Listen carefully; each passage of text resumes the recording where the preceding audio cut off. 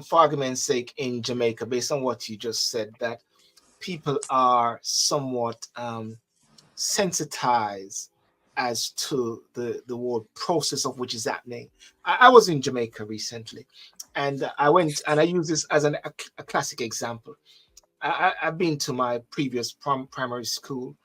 I went to my previous high school. I went to my previous coming to college just to say hi.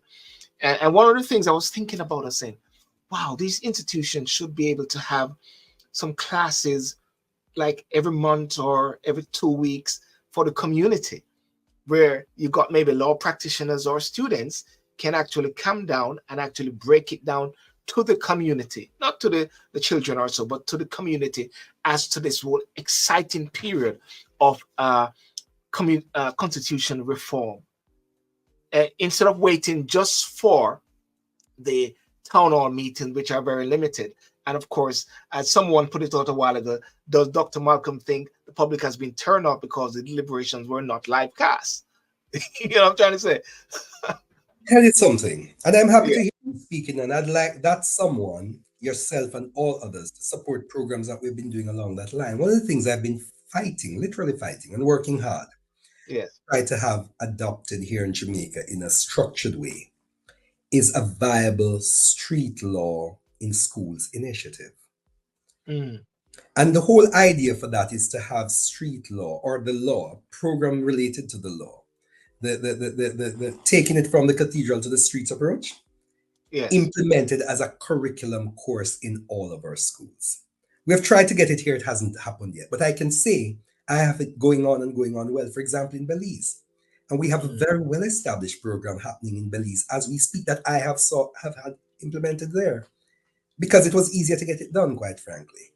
And one of the things you need for these things is to have them properly supported. And one of the things we do in that program is to get students from as early as we can get them in a very well-structured program, which is taught as any other curriculum course, not because you're trying to make people into lawyers, but because you want them to become more aware of it. And one of the critical areas of that is the area of citizenship and governance related to the Constitution, how it functions, how people can better better function as citizens, and how to better relate to governance and their understanding of it. And in that process, if we get it right, then it will do exactly what you're saying. In substance, it is civics on steroids. That's what we do. And so what you're asking about is something which can be there. It is available. And there are persons who are prepared to give up their time and effort to make it happen. I do all of what I do, for example, in Belize and in other places too. And it's all pro bono on my part. But it needs to have some support around it for it to happen. And the idea is to get persons not to become aware of their legal rights. And what we've found is that when people become more aware of their legal rights, one, and the evidence is there to support it. And street law is an initiative, just for the record, for those who may not be aware. It started as an initiative at Georgetown University in the US in 1972. Professor Ed O'Brien. And it has spread across in many countries. I brought it to the Caribbean via South Africa, where it has done exceptionally well to take people from the apartheid era into a better understanding of legal rights and so on, into the new era, right? And one of the things that you learn in doing these programs is that you've found, and the evidence is there to support it, that in schools where persons become more aware, and in communities as well, because it's not restricted to schools, where persons are more aware of their legal rights, you find it having positive implications for crime and violence, as in there's a lowering of that.